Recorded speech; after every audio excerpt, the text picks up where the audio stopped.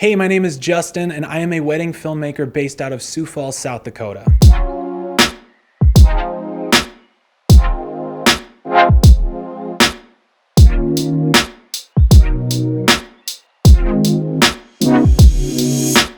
Since I started my business 2 years ago, I've had a lot of clients ask me about whether or not they can have their RAW files. Today, I want to share with you why I don't give out my RAW files and why you shouldn't either. Whether you are a wedding filmmaker yourself or you're a bride or groom looking to hire somebody to do wedding film for you, I hope what I have to say can provide some insight to your decision. And just to be clear, I don't shoot in RAW video formats, but for the sake of this video, anytime I refer to RAW footage, I'm referring to any unedited footage that has been shot. If you're a photographer, everything else in this video can also be applied to your RAW photos. Reason number one, RAW files just don't look good. Over the course of shooting for an entire day, you're bound to have lighting changes and focus hunting, camera shake, and many other things that might affect the quality of every individual clip.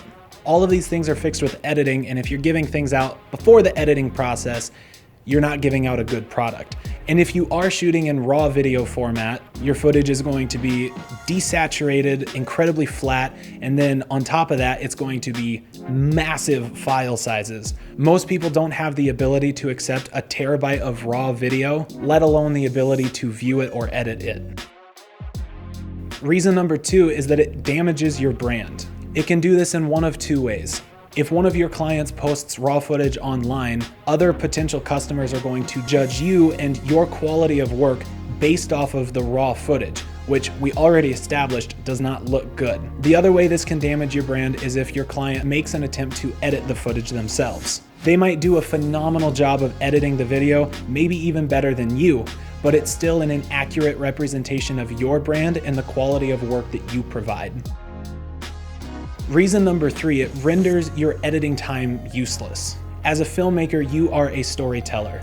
If you spend a lot of time editing, using your skills to create tension, evoke emotion, and pull at heartstrings, giving them the RAW files ruins all of that. The RAW files won't have the same impact as your final edited product will. That degrades and lowers the quality of your final product.